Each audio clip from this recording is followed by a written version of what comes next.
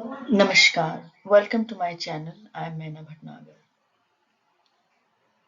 In today's episode, I'm going to talk about the 11th house. The 11th house is the best house in the sense that this is one house where we find gains for which we don't have to work very hard. Now, that's something we all want. It is, of course, the most powerful house of the natal chart. So, why this house becomes important?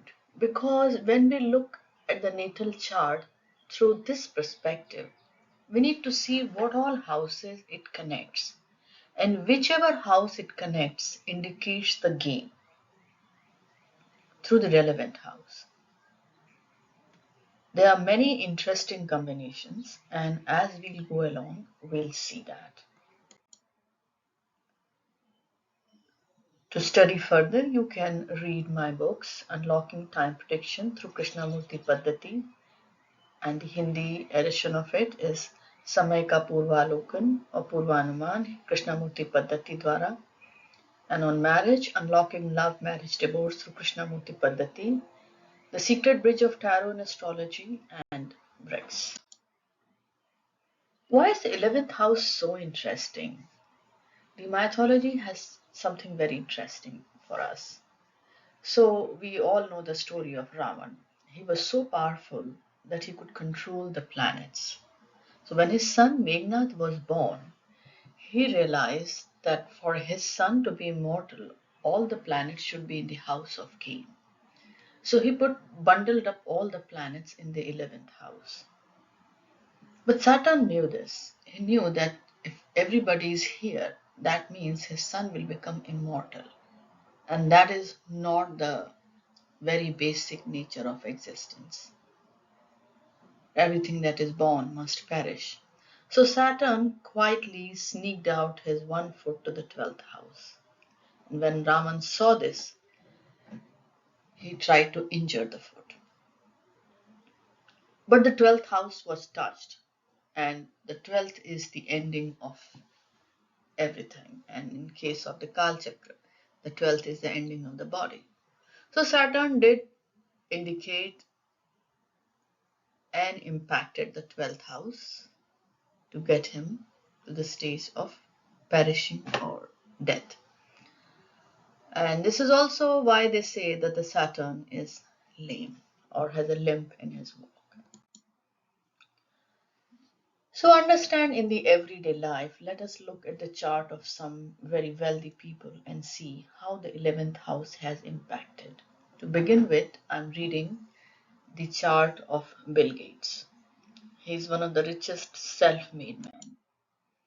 This is his D1 chart, which is the natal chart. The D1 is the first divisional chart. The rising ascendant is Mercury, and Mercury is, as you can see, Mercury is in the 4th house along with the 11th house. And it has the combination of Moon aspecting it directly, that is the 2nd house lord.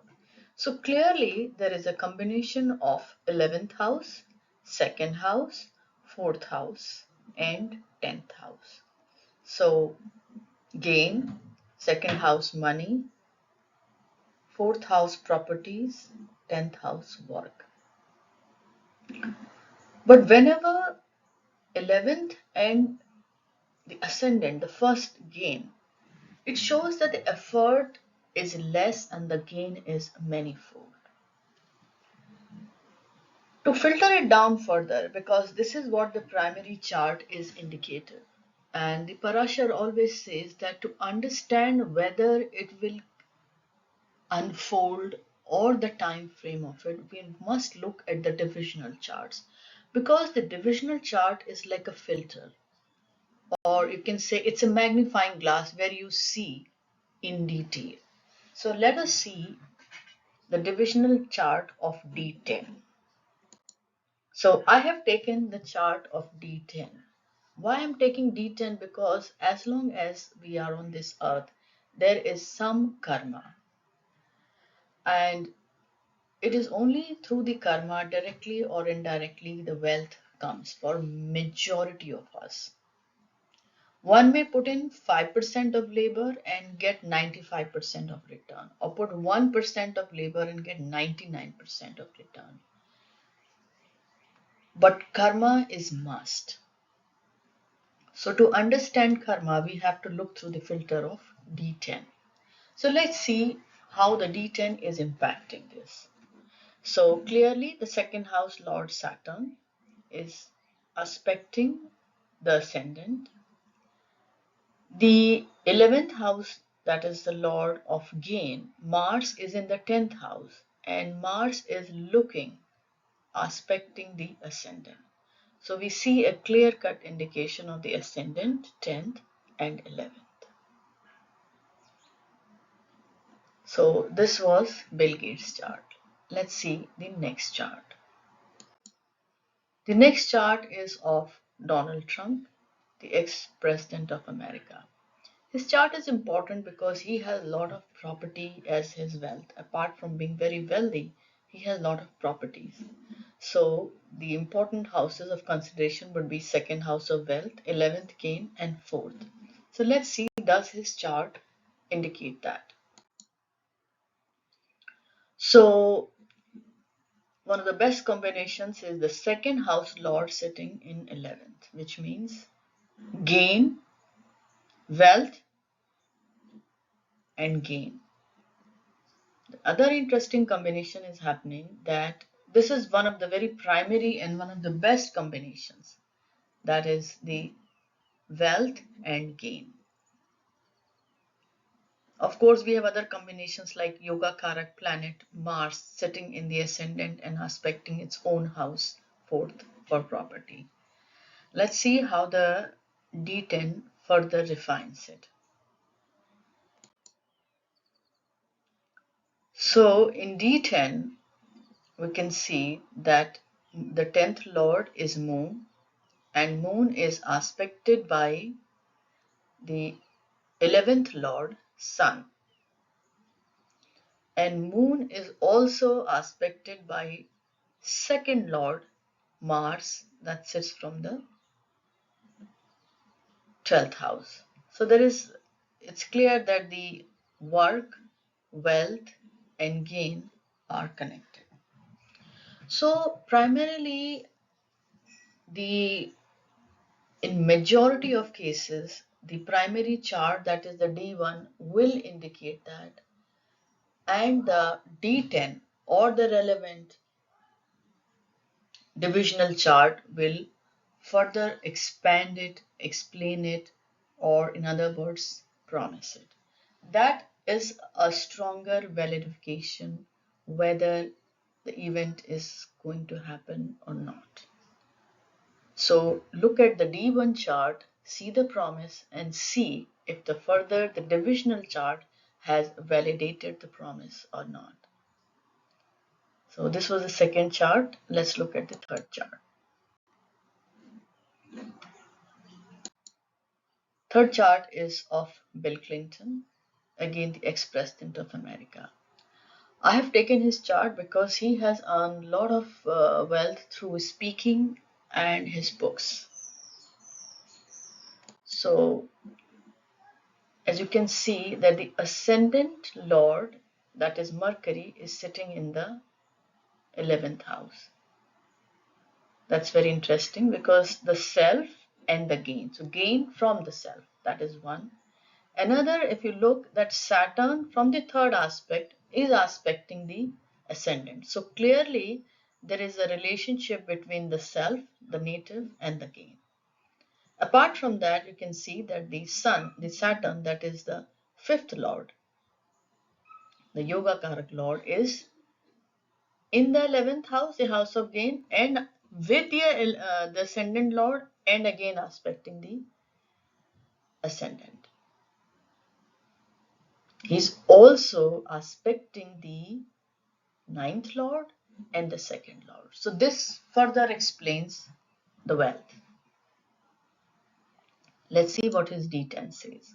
So the greater success, because let's not forget that in the worldly ways he had immense success as being the president, apart from being a great author and an orator. So this is again very interesting, and the combination is happening in houses which Parashar is always indicative of being a negative house. But then we have to look at their equation from their own natal, their own position or the ownership. And to explain you further, the gain house lord is in the sixth house. Apparently, it's not a great position. But the gain house lord is aspecting the ninth lord, the Bhagya lord, the 10th lord in the second house lord, that is the house of wealth. So you can see that the second, sixth, 9, 10, 11 combination is happening in second and sixth. So if you look from Parashar perspective, it is not just that a house is, that a lord is sitting in the negative. We should also see the equation from it. So this was Bill Clinton's chart. The next chart is of Mr. Mukesh Ambani. We all know that he is extremely, extremely wealthy. And his wealth is manifold. So let's look at the combinations, what his natal chart says. So again, interestingly, this combination is happening in the sixth house. As you can see, there's a cluster of planets in the sixth house. So the second house owner is Jupiter in the 10th house, and Jupiter is also aspecting the 10th house. So the second house and work is very clearly shown in the D1 chart.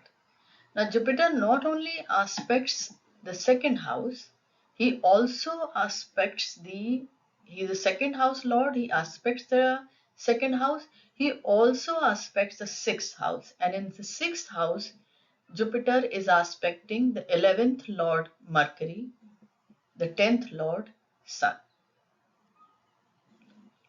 So clearly there is a combination, 5-9 combination happening from the second house, 11th house, 10th house and 6th house. Interestingly, the combination is happening in the 6th house. So prima facie we might feel it is not a positive combination, but it is if you go on looking for it. But I have not taken the D10 chart because D10 chart is a divisional chart, and a divisional chart should not be considered unless the timing is accurate. So that's why I'm not taking his D1 chart. The next chart is of Christian Dior. Christian Dior is a very, very big designer.